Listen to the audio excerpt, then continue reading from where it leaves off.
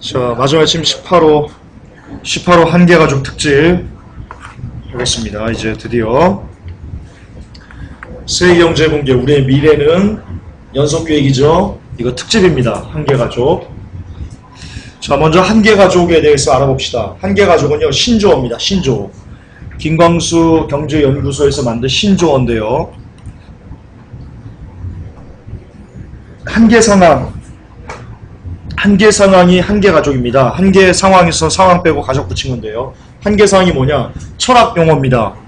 야스퍼스의 용어인데요. 평소는 무각하지만 살아있는 한 불가피하게 그것에 직면할 수밖에 없는 상황을 한계 상황이라고 합니다. 이해되시죠? 쉽게 말해서 맞닥뜨릴 수밖에 없다는 겁니다. 예를 들면 죽음 같은 거. 죽음은 여러분 우리의 한계 상황입니다. 왠지 아십니까? 이 중에 죽음을 맞닥뜨리지 않을 수 있는 사람 손 한번 들어보십시오. 한계 상황이란 그런 뜻입니다. 언젠가는 우리가 맞닥뜨릴 수밖에 없는 그런 처지, 한계 상황인데요. 한계 가족은 거기서 나왔습니다. 한계 가족은 극한 상황에 몰릴 수밖에 없는 가족의 모습을 나타낸 신조어가 바로 한계 가족입니다. 근데 지금 이 한계 가족이 20대, 30대, 40대, 50대, 60대 대한민국 전 가족들이, 전 세대가 다 한계 가족이라는데 우리에게 큰 문제가 있습니다. 돌파구가 없을 겁니다. 오늘 설교를 들으시면 야, 끝났구나. 일본 교수의 말이 생각납니다. 끝났다. 한국 경제는 끝났습니다. 이걸 뭐 비관론이라고 생각하셔도 관계없습니다. 팩트로 말씀드립니다. 한국 경제는 끝났습니다. 무슨 말씀이지? 오늘 한번 그 증거를 한번 알아봅시다. 자, 먼저 20대가 처한 한계 상황입니다. 20대가 처한 경제 현실. 우리가 28세의 서씨의 환경을 예로요. 지금 현재 20대가 어떤 어려움에 직면해 있는지 확인해 봅시다. 우선 한 달 생활비는 50만 원입니다. 이 서씨에게 필요한 돈이요. 이 50만 원으로 식비 해결하고요. 통신비 해결하고요. 교통비, 그리고 취업준비, 학원비 같은 경우를 씁니다. 최하 필요한 돈이 50만 원입니다. 친구들하고 소주라도 한잔하면 그냥 깨지죠. 웃는 사람들 수상해. 술 끊으세요. 그리고 50만 원이 필요하고요. 대학 등록금이요. 연평균 한 800만 원이 들어갑니다. 연평균. 그래서 이것을 달로 나누면요. 한 달 약 54만 원이 필요합니다. 이 서씨에게. 그리고 지방에서 올라왔나 봐요. 자취생활비 30만 원. 뭐 여기는 기숙사비도 포함될 수 있고요. 뭐 기타 여러 가지. 생활비 30만 원. 따라서 서씨에게 한 달에 있어야 할 돈은요. 50만 원 플러스 대학 등록금 플러스 생활비, 자취생활비 플러스 해서 총 134만 원이 들어갑니다. 최하입니다. 대한민국 대다수의 청년들, 대다수의 20대들은요, 한 달에, 대학을 다니는 20대들은요, 한 달에 134만 원이 필요합니다. 통계가 그렇습니다. 자, 그런데, 이 사람이 대학을 다니면서 알바를 해야 되겠죠. 직장은 못 다니죠, 대학 다니면서. 알바를 해도 최저 시급이 4,850원이랍니다. 2012년 기준에서. 그래서 주 40시간을 일해도요, 69만원 밖에 수입이 없습니다. 그러면 이 사람에게 필요한 돈은 134만 원입니다. 근데 이 사람이 주 40시간을 정말 꼬박 일하고 학교 공부하고, 일하고 학교 공부하고, 이렇게 해가지고 열심히 일해도요, 받을 수 있는 돈은 69만원. 따라서 필연적으로 65만 원이 부족합니다. 매달. 여기서 얻을 수 있는 결론이 있습니다. 우리 대한민국 청년들은요, 부모님의 도움이 없이는 대학을 다닐 수가 없습니다. 동의되실 겁니다. 부모님의 도움 없이 자기 힘으로 대학을 다닐 수 있는 사람은요, 100명 중에 한두 명도 안 될 겁니다. 한두 명 있을까 말까일 겁니다. 그 정도로 지금 현실이 구조적으로 그런 문제를 떠안고 있습니다. 근데 문제는 과연 이 부모님들이 이 20대 이 대학을 보낼 수 있는 여건들이 되는가? 부모님들이 문제입니다. 하우스푸어로 전락하는 40, 50대 뒤에 가서 얘기할 겁니다.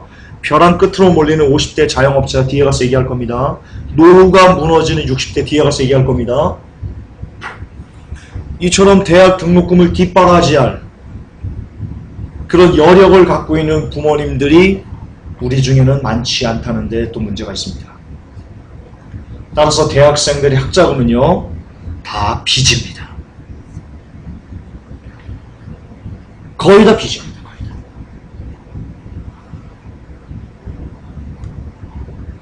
자, 그럼 20대가 대학을 나오면 다냐? 대학을 나오면 다가 아닙니다. 대학생들이 직면한 취업난인데요. 대학생들이 대학을 졸업하고 취업하기까지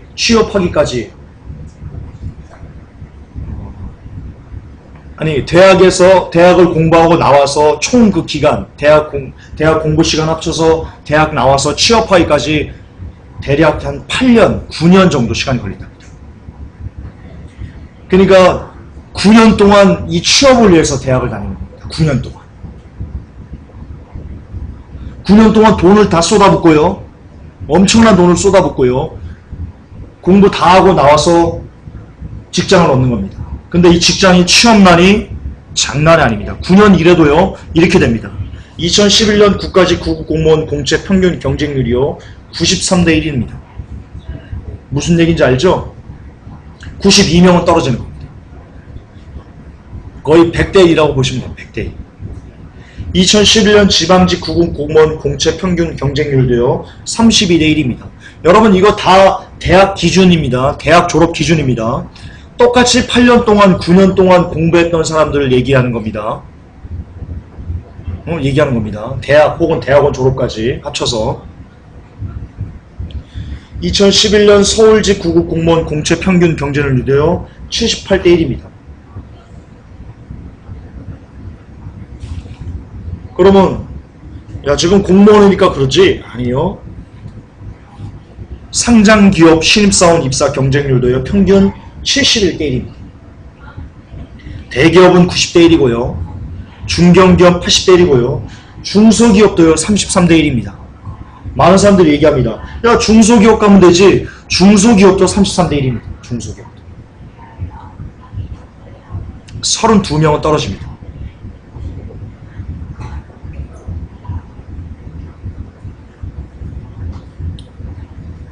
자, 대학을 부모의 도움을 받고요, 대학을 나왔습니다. 그리고 혹은 학자금 대출을 받아가지고 나왔습니다. 근데 나와서 취업이 안 됩니다. 이게 20대가 처한 현실입니다. 취업이 안 됩니다. 취업이 안 되니까 당연히요, 돈 못 갚습니다. 학자금 못 갚습니다. 당연히 연애 못 합니다. 돈이 많고 그렇게 빚이 많은데 무슨 연애입니까? 연애 못 하니까 결혼 못 합니다. 결혼 못 하니까 자녀 못 낳습니다. 결혼을 해도 자녀를 낳을 수 없습니다. 뒤에 나옵니다. 그 내용들이. 그래서 3포 세대라는 말이 나옵니다. 3포 세대. 이게 20대의 현실입니다. 20대의 현실. 자, 15세부터 29세까지 청년층 인구라고 하는데요. 우리나라가 951만 명이 있습니다. 대한민국 인구의 약 5분의 1이 청년층인데요. 이 취업 희망 인구 425만 명이 있습니다. 왜 그러냐면요, 951만 명 중에 왜 취업 희망 인구가 425만 명이냐면요, 고등학생 취업 희망 안 하죠. 공부하죠. 대학생 빠집니다. 군대 빠집니다. 그래서 실질적으로 대학이나 대학원을 졸업하고 이제 혹은 고등학교를 졸업하고 취업을 희망하는 인구가 425만 명인데요. 이 중에 대학 또는 대학원 졸업자 중에 30에서 50%는요, 대학원을 나와도요, 약 50%는 넓게 잡아 취업을 못한답니다. 425만 명 중에 대학 졸업자가 몇 명이 될지는 모르겠습니다. 그런데 지금 우리나라가 1년에 약 60만 명씩 대학 졸업자가 쏟아져 나옵니다. 60만. 60만 명 중에 50%는 취업을 못하고 있다고 봅니다. 아무데 어디도. 근데 그게 들어가고 싶은데 취업하고 싶은데 취업을 못하는 겁니다. 60만에 30만 명이 취업을 못하는 겁니다. 자, 통계적으로 봅시다. 통계적으로 그렇게 한 5년을 봅시다. 5년을. 자, 5년 동안 60만 명씩 쏟아지면 몇 명이 쏟아져 나오는 거죠? 5년 동안 60만 원. 오르게 30. 300만 명인가요? 300만 명 중에 50%씩 반타작을 해도요. 150만 명은요. 지금 취업을 못하고 있는 겁니다. 취업을 하고 싶은데도. 우리나라 현실입니다. 이 통계입니다. 그 많은 돈을 부모로부터 지원을 받고 공부를 했으면서도요. 취업을 못하는 인구가 이렇게나 많습니다. 이렇게나 많습니다. 대학이 빛 좋은 개설가 되는 겁니다. 자, 그렇기 때문에 결혼을 포기하게 됩니다.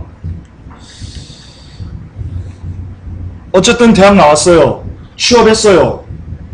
대학을 나오고 취업을 할 수 있는 행운화 반열에 들었어요. 근데 결혼도요. 남 얘기가 아닙니다. 여러분 2009년 기준으로 초원 연령이요. 남자는 31.61세고 여자는 28.71세인데요. 결혼 비용이 문제입니다.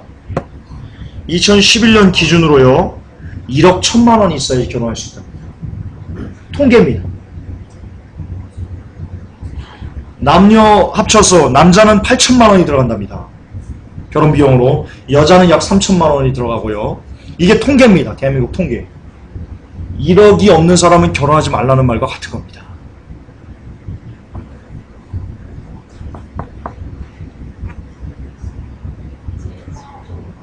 결혼을 포기할 수밖에 없는 겁니다. 결혼을 포기할 수밖에 없는 겁니다. 결혼을 포기하니까 당연히 애를 못 낳죠. 애를 못 낳으니까 출산율이 저조하죠. 출산율이 저조해지니까 뭐가 됩니까? 부동산이 파괴되는 겁니다. 그렇게 연결되는 겁니다. 다 뉴월드 오더가 의도적으로 이런 구조를 만들어서요. 의도적으로 우리를 서서히 지금 죽이고 있는 겁니다. 서서히. 마치 옛날에 그 왕을 독살할 때 추우세요? 독살할 때 왕을 독살할 때 어떻게 했죠? 서서히 죽이죠. 그렇게 우리를 죽이는 겁니다. 개구리를 삼듯이. 여기에 정부가 동의해서요. 이렇게 정부도 알죠. 이렇게 하면 안 된다. 뭐 반값 등록금이면 뭐 해결이 될 거라고요? 아까 여러분 반값 등록금도 해결 못합니다. 아까 대학 등록금이 한 달에 얼마 필요하다고 그랬어요? 54만 원 필요하다고 그랬죠? 반값 떼봤자 56만 원의 반이면 얼마예요? 27만 원? 27만 원. 그래도 한 달 생활, 서씨 한 달 생활비는요? 69만 원에서 27만 원 빼보세요. 한 40만 원 부족한 겁니다. 40만 원. 그래도, 그러니까 반값 등록금 실현해도요, 빚 좋은 개살구입니다. 거기서 도찐이 개찐입니다. 도찐이 개찐. 정책적으로, 구조적으로요, 20대는 살 수가 없는 구조에 되어 있습니다. 20대는 한계 상황에 직면해 있습니다. 여기서 벗어날 수 있는 20대는요, 아무도 없습니다. 아무도 없습니다. 다시 강조하지만 20대를 구조적으로 지금 씨를 말리고 있습니다. 경제의 씨를 말리고 있습니다.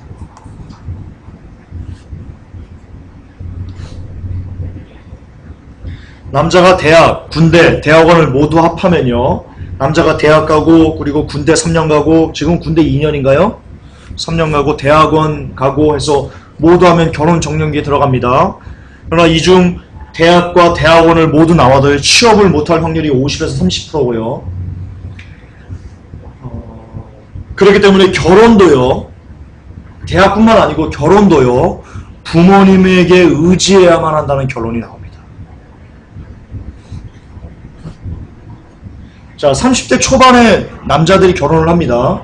그런데 30대 초반에 이 청년들이 결혼을 할 때 남녀가 모두 30대 초반 정도에 결혼을 하는데 그들이 결혼을 할 때 자기들 힘으로 결혼을 할 수가 없습니다. 부모님에게 도움을 받아야 됩니다. 대학도 부모님들의 도움을 받아야 됩니다. 20대, 30대 청년들이 누군가의 도움이 없이는 살 수가 없는 시대가 바로 우리나라입니다. 자, 그렇다면 똑같은 문제가 도래됩니다. 그럼 부모님들은 괜찮냐 이겁니다. 부모님들은. 하우스포로 전락하는 사업주들 뒤에 나옵니다. 벼랑 끝으로 몰리는 50대 자영업자 뒤에 나옵니다. 노후가 무너지는 60대 뒤에 나옵니다. 이들이 결혼을 시켜줄 힘도 없고요. 대학 보내줄 힘도 없고요. 그럼 또 뭐냐? 또 빚지는 겁니다. 결혼을 하려고 해도 빚지고, 대학을 가려고 해도 빚지고, 다 은행에게 빚졌어요. 은행에 코가 껴가지고요. 사회 출발부터 은행에 코가 껴가지고 빚쟁이로 시작을 하는 겁니다. 그게 20대의 삶입니다. 그게 20대의 삶입니다. 따라서 은행이 언제든지 야, 너 돈 1이네 하면 그냥 파산하는 겁니다. 이게 우리 시대입니다. 한계상의 직면에 20대에 대한 결론입니다. 부모님의 도움 없이는 그 어떤 곳 하기 힘든 한계 상황에 봉착한 인생. 은행이 아니면 빚지지 않고는 그 어떤 것도 할 수 없는 한계 상황에 봉착한 인생. 이게 바로 20대입니다. 그러나 문제는 이런 20대를 도와줄 부모님들의 세대 역시 한계 상황에 봉착한 것은 똑같다는 것입니다. 이게 문제입니다. 자, 잠 못 이루는 30, 40대 가장입니다. 어떤 중소기업 간부가 있습니다. 실화입니다. 이 사람이 월급으로 300만 원을 받습니다. 300만 원이 어떻게 쓰여지는지 봅시다. 집 대출금 상환 80만 원. 집 구했으면 이자, 아까 말씀드렸잖아요. 20대가 결혼하려면 부모님 도움 못 받는다고 그랬죠. 부모님이 힘드니까 은행에 빚져서 결혼비용 마련되니까. 결혼비용의 60%는 집이에요. 전셋집이나 뭐 월세집이나 기타 이런 전세보증금 이런 거 하는 거예요. 그러니까 그에 대한 이자를 내야 될 거 아니에요. 그 이자로 나가는 거예요. 집 대출금 상환 80만 원, 집 관리비 27만 원, 정보통신비용 21만 원, 경조사비 20만 원, 적금 연금 50만 원, 아이들 유치원이나 뭐 초등학생 이런 교육비 20만 원, 모임 있죠? 모임 있겠죠? 경조사비 같은 거 있겠죠? 아, 그건 포함됐구나. 모임 비용 10만 원, 주유비 20만 원. 이 사람은 참 건전하게, 룸살롱도 안 가고 참 건전하게 사는 사람입니다. 아, 그래요? 우리 30, 40대 가장이 여기 있구만. 요즘 군인이 300만 원이나 주나요? 제가 중사 때 160만 원 받았는데. 그때도 많이 받았지. 합계가 248만 원입니다. 그래서 월급 실수령액이 300만 원인데요. 여기서 지출이 248만 원입니다. 잔액이 꼴랑 52만 원 남습니다. 친구들하고 포장마차라도 한번 가면요. 그냥 날려버리는 돈입니다. 그래서 10년을 꼬박 모아도요. 5천만 원이 채 안 됩니다. 10년을 꼬박 모아도.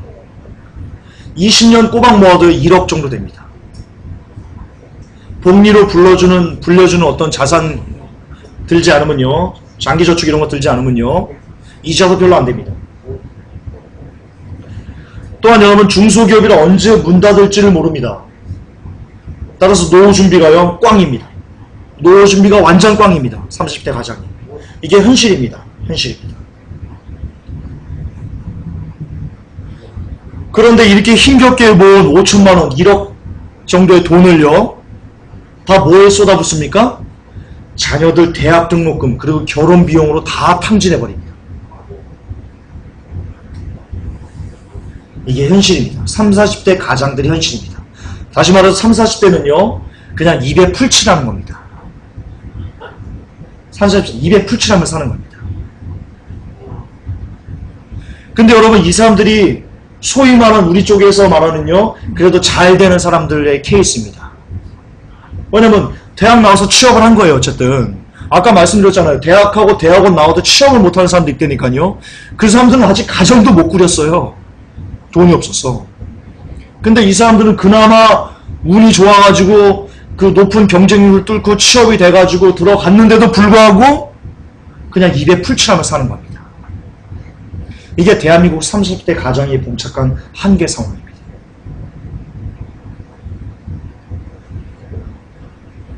한계 상황입니다. 한계 상황입니다.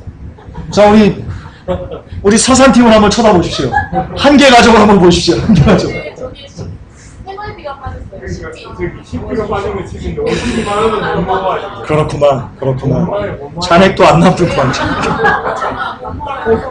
10kg 빠졌다. 주여, 300 받아가지고. 주여, 참. 오히려 지금 돈이 치는 거지.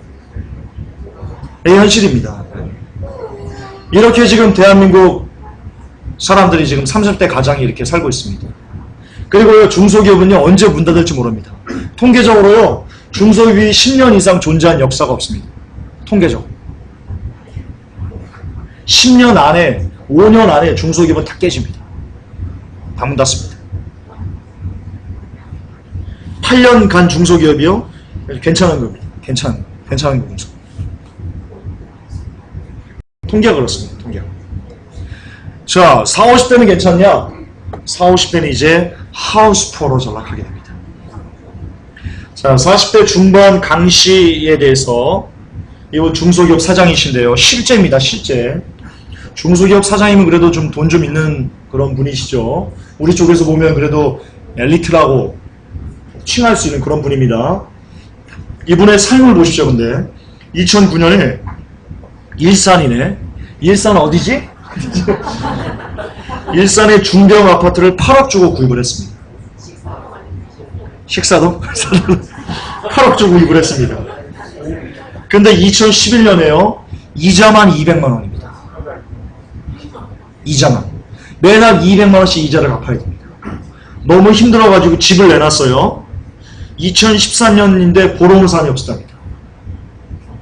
그래서 결국 4억 원의 간신히 처분했답니다. 8억에 사가지고요 4억 원에 처분했답니다. 4억 원. 열심히 빚만 갚다가 여기 이자 감가상각을 안 쳤잖아요. 그동안 2009년에 구입을 했으니까 2013년 팔 때까지 매달 200만 원씩 얼마예요? 2,400이에요? 그거밖에 안 돼요? 6천, 7천 뭐. 6천, 7천 들어가는 거예요? 그래. 한 7천만 원. 그러니까 4억에 팔았으니까요. 이 사람이 아까 짓기는요. 3억 3천, 아니. 4억 7천 아까 짓긴 한 거예요. 4억 7천. 4억 7천. 이 현실이니까요. 하우스푸어가요. 장난 아닙니다. 2010년 추산 결과요. 현재 총 우리나라의 가구 수가 1691만 7천 가구랍니다. 이 중에 주택보유 가구는요. 1070만 5천 가구랍니다. 광해 하우스푸어, 협의 하우스푸어는요. 큰 의미가 없습니다. 그냥 모두 다 광해 하우스푸어라고 하면 맞을 겁니다. 광해의 개념의 하우스푸어는요. 이 중에 14.7%인 156만 9천 가구랍니다. 자, 총 가구 수가요, 우리나라 1070만 5천 가구인데요. 이 중에 하우스푸어가 몇 프로냐? 14.7%인 156만 7천 가구랍니다. 총 가구원 수는요, 549만 1000명입니다. 약 600만 명이 하우스푸어의 위기에 놓여 있는 겁니다. 600만 명. 우리나라 인구가 5천만이죠? 5천만 중에 600만 명이면 얼마입니까? 얼마입니까? 난 수학이 약해. 한 10%? 대략? 12, 3%? 예, 12, 3%. 딱 맞네. 하우스푸어 14.7%. 나왔으면서 계산을 했네, 내가. 예, 현실입니다. 협의의 개념을 하면 조금 줄어듭니다. 10.1%. 그러나 광해의 개념을 하는 게 옳습니다. 저는 그렇게 봅니다. 이게 2011년 6월 22일 현대경제연구원인 유병규 경제연구본부장이 매일경제에 기고한 기사입니다. 2011년도. 지금 2013년입니다. 2011년도에 경제가 좋았나요? 2013년도가 경제가 좋았나요? 2011년이 훨씬 좋았습니다. 훨씬. 자영업자들 얘기 들어보십시오. 언제부터 매출이 떨어졌냐? 2012년 후반부터 매출이 지금 급락하고 있다. 이때 이미 하우스푸어가 이래요. 지금은요, 장난이 아니에요. 언론에 나오지 않았죠? 언론 나오면요, 그냥 뒤집어지는 겁니다. 여러분 주택자산 총액은요 공시가격 기준으로요 1665조 원입니다. 전체 가계자산의 80%가 주택입니다. 우리나라 전체 가계자산의 약 80%가요 주택입니다. 그런데요 여러분 이게 주택 가구 그 공급수인데요, 주택 보급률인데요 이미 100%를 넘었습니다. 114.2%입니다. 전국 통계 서울은요 98.4%입니다. 서울을 제외한 전 지역이 100%를 이미 초과했습니다. 주택 보급률이.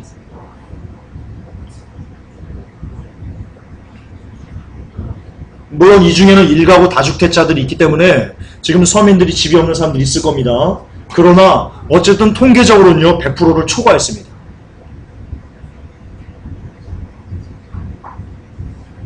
무슨 말이냐?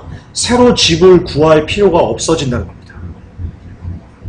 아파트를 내놔도 주택을 내놔도 그것을 받아줄 사람들이 통계적으로는 지금 이제 없다는 겁니다. 100%가 다 찼기 때문에. 근데 문제는 주택률이 이렇게 100%를 넘었는데도 불구하고요. 그럼에도 불구하고 미분양이요. 장난이 아니라는 겁니다. 그럼에도 불구하고.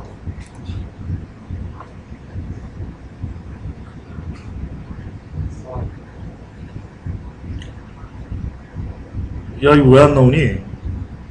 이상하네. 야 이 기사인데 너 왜 광고만 이거구나. 지난 5년 동안 주택 증가율이 인구 증가율의 5배를 웃돈 것으로 집계됐습니다. 부동산 정보업체 부동산114는 지난 2005년부터 5년 동안 이게 뭐냐면요. 인구 증가율의 5배를요. 집을 세려줬다는 거예요. 아니 집을 왜 져요 집을? 사람 들어가 살게 하려고 집을 짓는 거잖아요. 근데 주택 증가율이 인구 증가율의 5배니까요. 사람이 한 명이면 집은 5채 진 거예요. 여러분 이게 말이 안 되는 거 이게 다 미분양이에요 여러분. 한 사람이 집을 5채에서 살 수 있는 방법이 있어요? 월요일은 A 집 갔다가 화요일은 B의 집 가서 자고 수요일은 C 집 가서 자고 그렇게 자야 되는 거예요? 아니잖아요. 월요일도 A 집 가서 자야 되고 화요일도 B 집 가서 A 집 가서 자야 되고 그렇잖아요. 근데 지금 주택 증가율이 인구 증가율의 5배라는 거예요. 이게 말이 안 되는 거예요.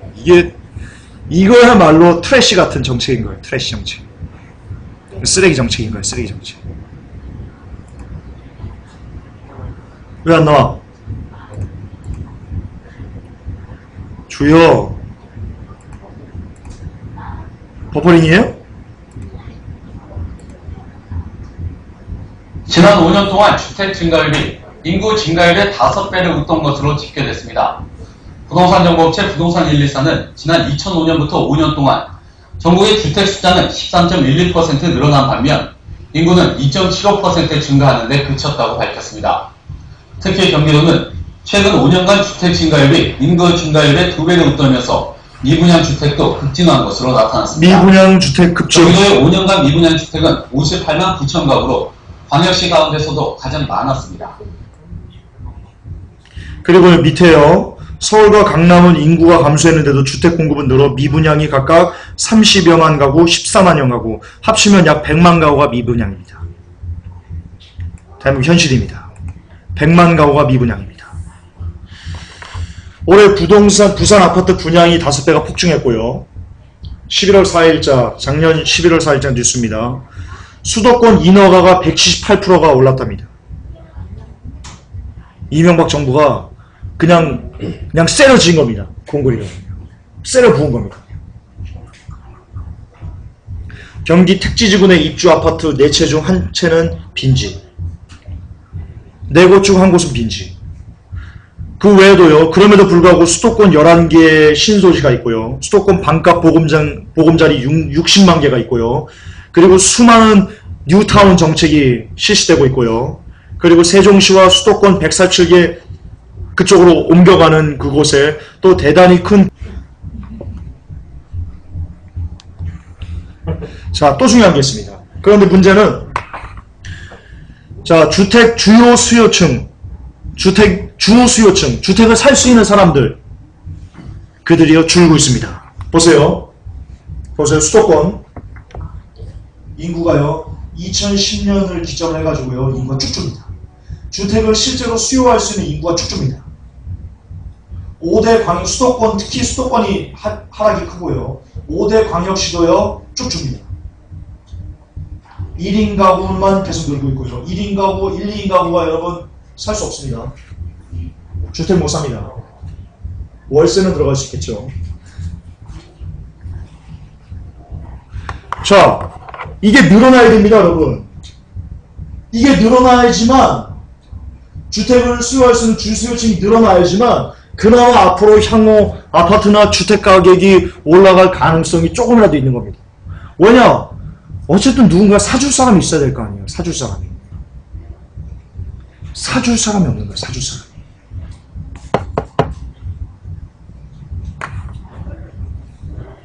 이 현실이니까요. 아파트값 안 올라요, 여러분. 정말 제 손에 장을 지질까? 개인적으로 지질 수 있어요. 개인적으로. 왜냐면 얘네들이 또 뉴월더가 또 어거지로 이상하게 해가지고 또 올려서 잔디 깎기 하려고 또 올릴 수 있거든요. 그러면 쫓아와가지고 야 너 김종사 너 장 지진다고 그랬지. 그러면 골치 아파지잖아요. 원론적으로는 올릴 수 없어요. 원론적으로. 이제 아파트 가격은요, 주택 가격은요 떨어지는 길 외에는 남지 않았어요. 근데 아까 우리가 뭐라고 통계에 나와 있죠? 이거 보세요. 전체 가계 자산의 80%가 주택입니다. 우리나라 사람들 부동산 부자가 대한민국 부자입니다. 따라서 제가 지금 보여드린 이 통계는 뭘 강조하는 거냐? 대한민국의 경제가 그냥 아작난다는 것을 증명해주는 통계입니다. 40, 50대는요 끝났습니다. 20대도요 끝났습니다. 30, 40대요 끝났습니다. 40, 50대요 끝났습니다.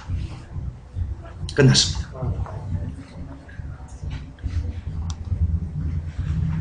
그 결과입니다. 가계대출, 주택대출 연체율 보세요. 올라가는 거 보세요. 연체율 보세요. 끝난 겁니다. 대한민국의 실상입니다. 그러므로 가계부채는 해결할 수가 없습니다. 해결할 수가 없습니다. 그저 터질 날만 기다리는 것 외에는 방법이 없습니다.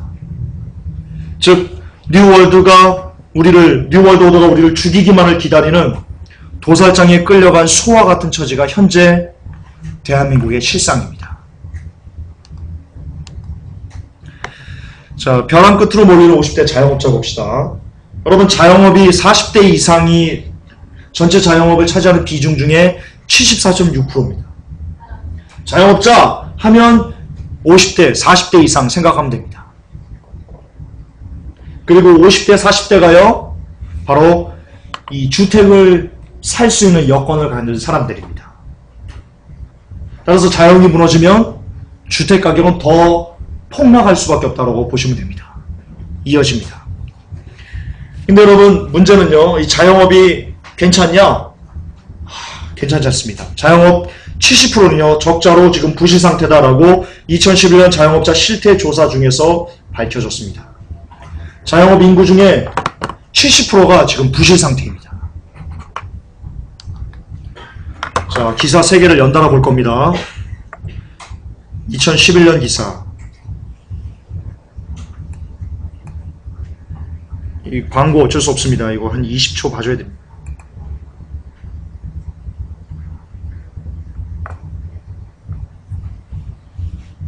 엄마들끼리 친하게 지내요? 근데 동생 같네. 몇 살? 저도 1940이에요. 새로 나온 미니메이드 리치블렌드. 활력 있는 하루를 위한 습관이에요. 미니메이드.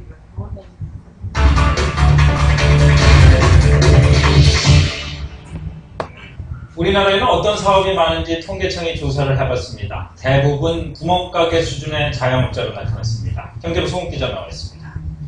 송 기자, 주변에 보면 하루가 멀다 음식점들 많이 생기잖아요. 이게 영세 자영업자 또 5만 원가인가요?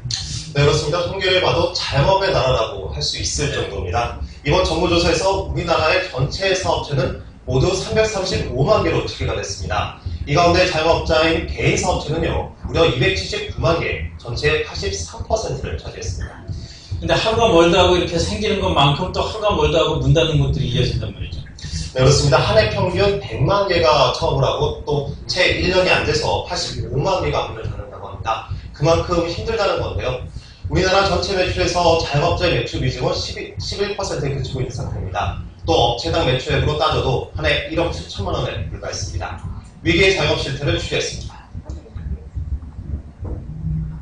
직장을 그만두고 슈퍼마켓을 운영해온 이윤근 씨는 요즘처럼 힘든 때가 없었습니다. 주위에 대형마트와 편의점이 속속 들어서면서 매출이 뚝 떨어졌기 때문입니다. 정말 어렵습니다. 지금 그만 이 사업을 접을까 하는 생각을 가지고 있는데 지금 이 나이에 뭐 다른 업종 전환할 수도 없고 지금 3년 전 채소 장사를 시작한 박기현 씨. 여러 일을 전전하다가 결국 생계를 위해 어머니와 함께 장사에 나선 겁니다. 저는 지금은 말리고 싶어요. 지금 왜냐하면 너무 다니기가 뭐든지 다 뭘 하든 힘든 것 같고요. 지금은 여기서 직장에 갈것 같은데요. 이처럼 생경 창업이 늘면서 전체 사업체 가운데 자영업자 비중이 급증하고 있습니다. 절반이 누구나 손쉽게 뛰어들 수 있는 음식업과 도소매업, 숙박업에 집중되어 있습니다. 창업을 하는 자영업 시장은 현재 이미 성숙기에 도달해 있고 경쟁도 굉장히 과열되어 있는 그런 상태입니다. 특히 베이비붐 세대들이 은퇴 대열에 합류하면서 다투어 창업에 뛰어들고 있지만 준비 부족으로 실패하는 경우가 많습니다. 자영업자들의 기여력이 늘어나면 가계부채의 불실이 커지고 중산층이 약화됨으로써 양극화가 심화되어 우리 경제에 큰 부담을 줄 수 있습니다. 자영업 과잉 현상이 그렇지 않아도 내수부진에 어덕이는 우리 경제에 또 다른 외관으로 작용할 수 있다는 우려가 나오고 있습니다. 2011년 기사라는 것을 기억하시기 바랍니다. 2011년. 다음 기사입니다. 경기 침체 속 자영업자들도 위기를 맞고 있습니다. 7년 전 학원을 개업한 정상우 씨. 많을 때는 원생 수가 100명 가까이 됐었지만 지금은 20명으로 줄었다고 합니다.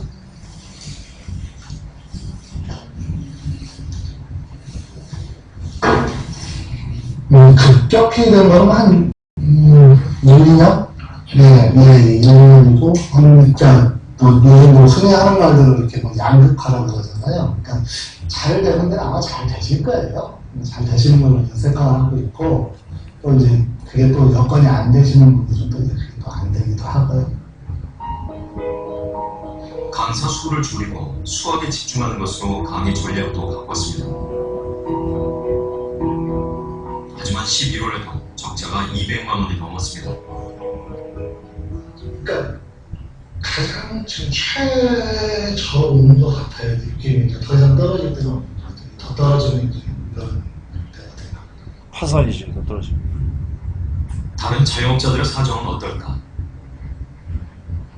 제작진은 학원 주변의 자영업자들에게 설문조사를 실시했습니다. 48명의 자영업자 중 93.1%가 1년 전과 비교해 매출이 비슷하거나 줄었다고 응답했습니다. 어려운 편이죠.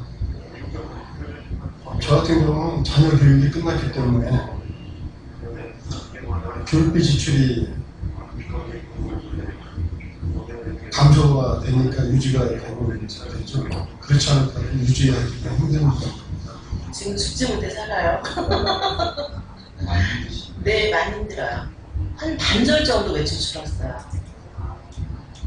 그리고 작년하고 올해하고 갈수록 그러니까 2008년도부터 지금까지 계속 감소하고 있어요.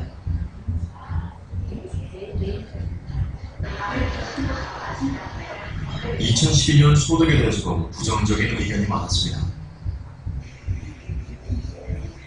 저희가 처음에 기대했던 것보다 되게 많이 떨어져요. 이제 어쩔 수가 없는 게 이제 그때 당시 너무 카페가 많이 생기다 보니까 거의 하루 걸러서 요즘에 하루 생기다 보니까요.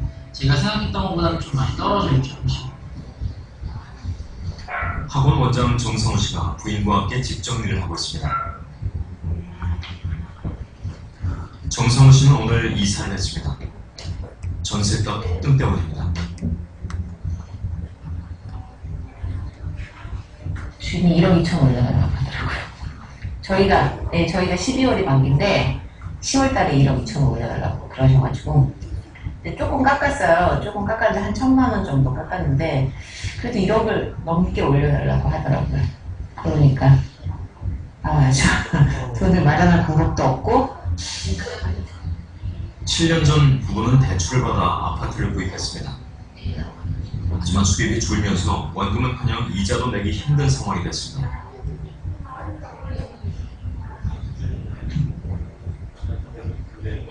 TV를 보니까 하우스 프로그램. 그러니까 대출 받고 생활하려고 또 대출을 받아요. 그러니까 기존에 아까 말씀드린 저축을 해놓은 게 다 떨어지면 그 다음 방법은 생활을 하고 대출금을 갚으려고 다시 또 대출을 하는 거죠. 실제 지금 그런 생활을 하고 계신 거예요? 예. 지금 그 단계? 예, 그 단계가 있어요. 진짜 심각해요 지금. 처음에 받았던 대출금은 1억 2천만 원. 하지만 대출을 받아 생활한 사이 빚은 2억 5천만 원이 됐습니다. 3배로 줄었죠. 3분의 1로 줄었죠. 보기는 안 그렇게 보이시겠지만 저희는 빈곤층이라고 생각해요. 빈곤층이라는 게 어떤 의미를 가지고 있는지 모르지만 일단 마음이 답답하고 미래에 대해서 걱정이 많은 거죠. 중산층이 돼가고 있다는 꿈이 무너졌다는 조씨. 이제는 그 빚이 대물림 될까 불안하다고 합니다. 대물림 안 됩니다. 그 전에 끝납니다. 그 전에 터집니다. 같이 밀렸다. 그렇게 될 것 같아서 걱정이에요. 이거를 저희가 다 해결 못하고 자 이거 너 가져가 대신 여기에 있는 용자금도 너 같이 가져가라 이렇게.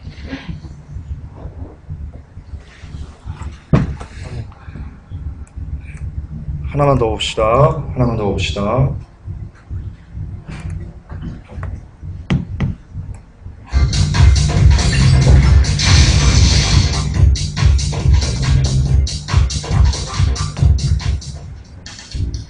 지표를 통해 경제 흐름을 알아보는 그래픽 경제입니다.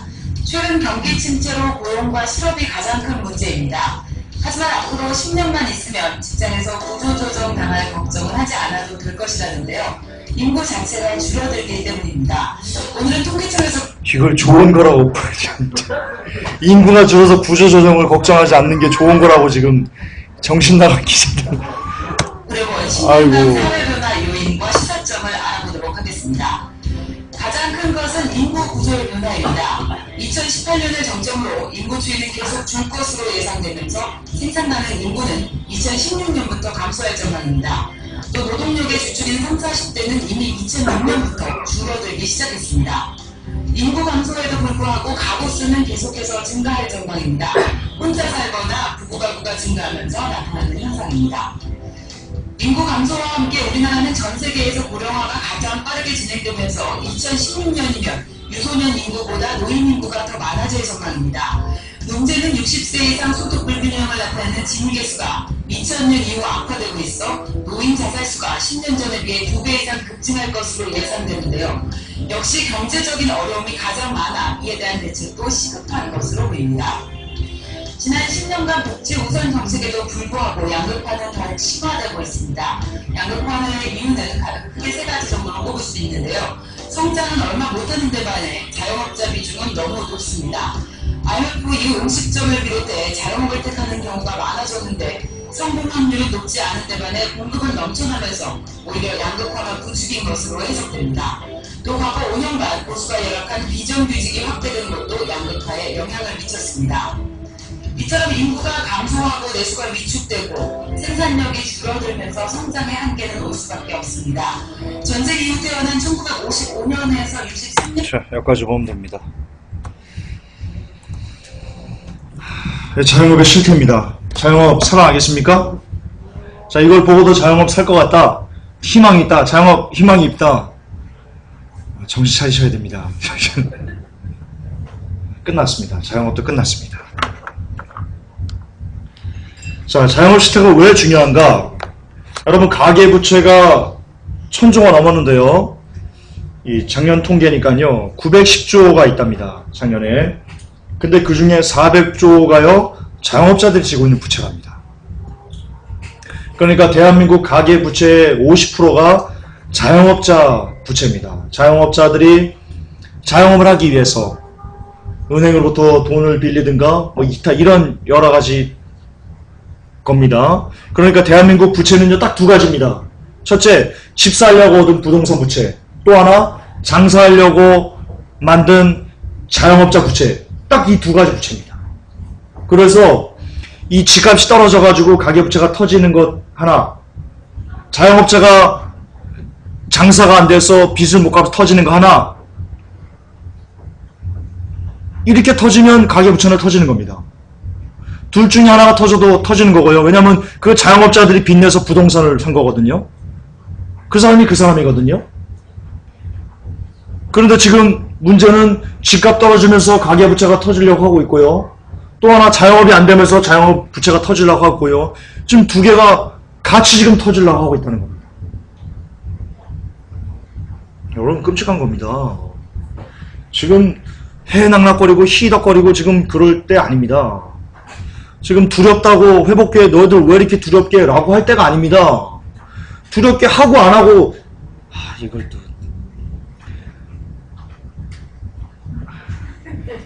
그러고를 떠나서 그러고 자식으로를 떠나서 이거 팩트입니다. 팩트. 그냥 터지려고 하고 있습니다.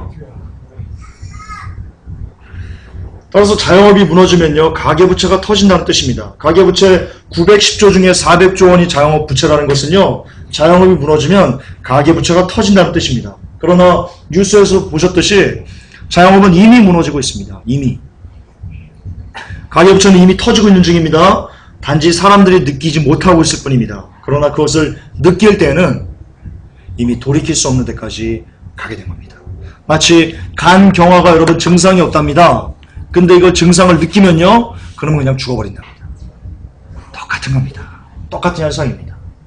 이미 가계부채는 여러분 터지고 있는 겁니다. 근데 이게 눈으로 막 잡히고 막 현실로 드러나고 막 떠안고 막 은행에 차압 들어오고 이래버리면 이미 그냥 끝나버린 겁니다. 아무런 이제 더 이상 준비도 없이 그냥 끝나버린 겁니다. 근데 지금 거의 간경화 말기에 그 판정을 받기 앞까지 지금 와 있는 겁니다. 그걸 저는 개인적으로 아베게돈이 해줄 거라고 좀 보고 있습니다. 개인적으로 그렇게 생각한다는 겁니다. 제 분석이 틀릴 수 있죠. 틀릴 확률이 높겠죠. 왜냐? 저는 전문가가 아니니까요.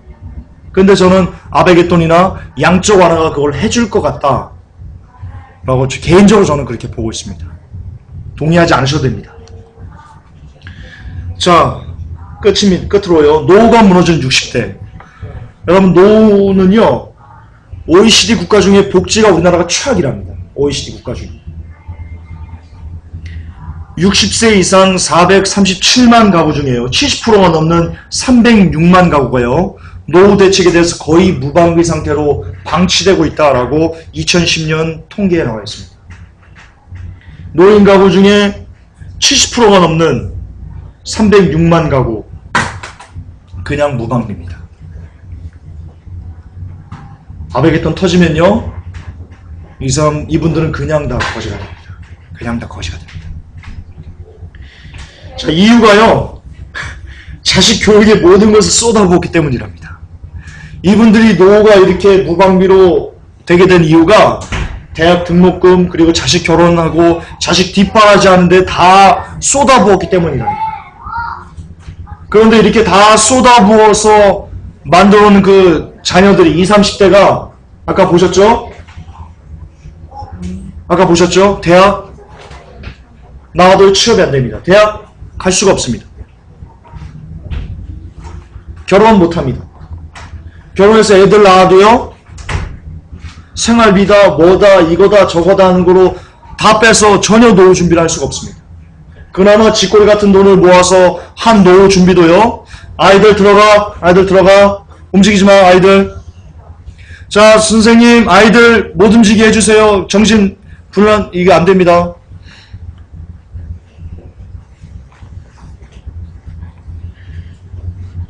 예. 그리고 자식들은 부모를 봉양할 수 없는 미취업, 하우스푸어, 자영업 붕괴 등을 겪고 있습니다. 자, 이중고입니다. 부모들은 노후대책, 자식 키우느라고 노후대책 못해서 무방비로 방치되고,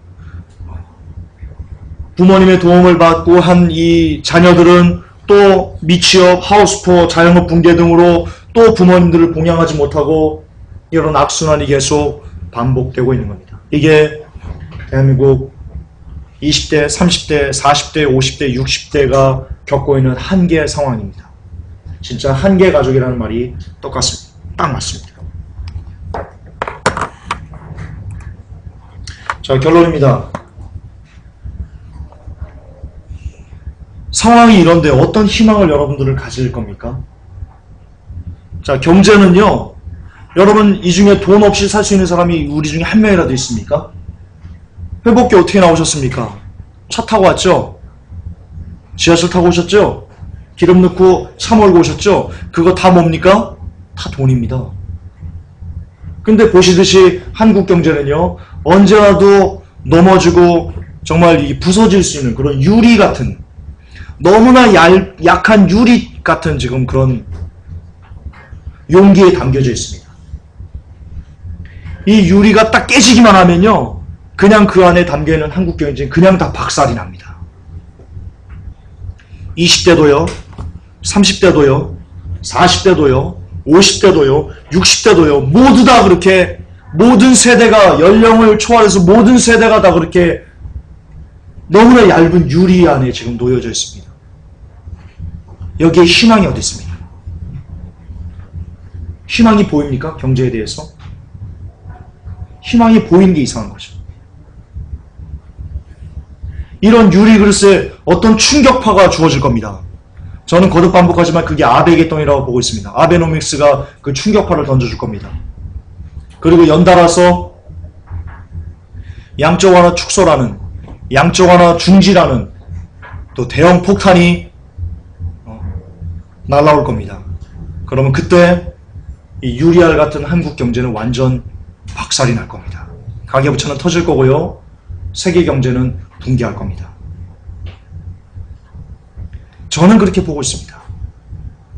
저는 개인적으로 제 분석이 틀렸으면 좋겠습니다. 그래서 우리에게 시간이 조금이라도 더 주어졌으면 좋겠습니다.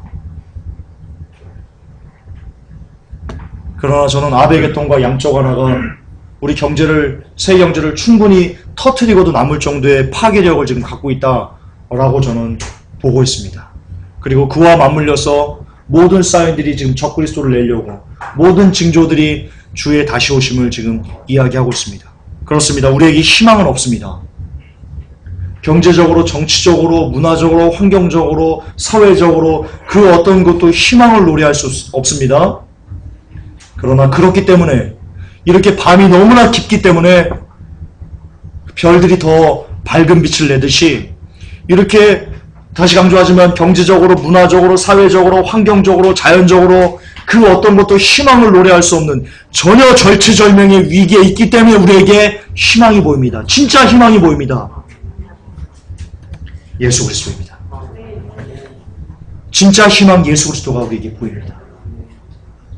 여러분, 왜 회복교회가 여러분들에게 기도와 말씀을 강조합니까? 단순히 기도 많이 하고 말씀 많이 보면 복 받기 때문에 그러는 겁니까? 아닙니다. 이제는 기도와 말씀이요, 복따위가 아닙니다. 이제는 기도와 말씀이 어떤 수준에 처했냐면요, 여러분을 살리기도 하고 여러분을 죽이기도 하는 그런 절체절명의 마지막 구명줄이 되었습니다. 거기까지 왔습니다. 그러나 그럼에도 불구하고 여전히 기도와 말씀을 집중하지 못한다면, 여전히 하루에 10장도 말씀을 읽지 않고, 여전히 하루에 1시간도 기도하지 않고 이 마지막 때를 살아간다면, 여러분은 훗날 정말 땅을 치면서 대성통곡하면서 내가 10절 이상씩 말씀 들을걸, 내가 주님과 가까워질걸, 내가 하루에 1시간씩 기도해가지고 주님과 가까이 있을걸 라고 정말 땅을 치면서 피눈물을 토해내는 그것을 직접 여러분들이 경험하게 될 것입니다. 그러나 반대로 정말 미친듯이 말씀과 가까워지고 읽고 또 읽고 읽고 또 읽고 묵상하고 아 주님 이런 뜻이었군요. 주님 이렇군요. 이런 의미가 담겨있군요. 라고 하면서 말씀을 가까이 하고 하루에 1시간, 2시간, 3시간씩 주님과 가까이 하고 교통하기 위해서 영혼들을 위해서 기도하면서 그렇게 주님과 가까이 있는 사람들은 그렇게 이 마지막 때를 기름을 준비해가는 사람들은 마지막 때 보라 신랑이로다라고 할 때 그 나라에 들어갈 수 있는 그래서 이제 이 땅에서의 모든 수고와 모든 눈물이 다 끝나고 정말 그 영원한 나라에서 슬픔도 없고 고통도 없고 괴로움도 없고 어떤 아무것도 없는 정말 오직 평안과 오직 행복과 오직 안전함만 있는 그 나라에서 우리의 구주이신 예수님과 함께 영원토록 천년만년 천세토록 같이 살게 되는 그 복을 받게 될 것입니다. 그 복을 받는가 그 복을 못 받는가는 어디에 달려있냐면 여기에 달려있습니다. 온리원 여기에 달려있습니다. 이제 희망이 없습니다. 이제 금도 희망이 아닙니다. 원자재 희망 아닙니다. 석유 희망 아닙니다. 달러 희망 아닙니다. 어떤 정치권이 빌붙는 것 희망 아닙니다. 지하벙커 페트라 희망 아닙니다. 우리에게 오직 하나의 희망은 이 마지막 때 우리에게 오직 하나의 희망은 Only One 바이블입니다. 그리고 무릎 꿇는 겁니다. 이 진짜 찬란하게 빛나는 희망이 제발 내일부터 시작되는 월요일부터 시작되는 여러분의 삶 가운데 이토록 찬란하게 어두움이 너무 깊어서 너무나 찬란하게 빛나는 이 성경의 빛이 그리고 이 두 무릎의 기도의 빛이 여러분에게 잘 스며들어서 정말 마지막 때 온전한 신부 준비인 기도와 말씀으로 충만해 가시는 그래서 오라 할 때 그 음성 들을 수 있는 복된 회복된 성도 여러분이 되시기를 주 예수 그리스도 이름으로 축복합니다. 하나님 희망이 없습니다. 이제 우리에게 아무런 희망이 없습니다. 그 희망이 없다는 것을 우리가 통계로 증명할 수 있었습니다. 감사합니다. 하나님 이제 내일부터 한 주가 시작됩니다. 월요일부터 이 희망이 없다는 걸 가슴에 새기고 진짜 희망인 말씀과 기도를 전념할 수 있는 그래서 마지막 때 주의 음성 들을 수 있는 잘 기름 준비할 수 있는 복된 우리 영혼들 되게 인도해 주옵소서. 예수님의 이름으로 기도합나이다. 아멘.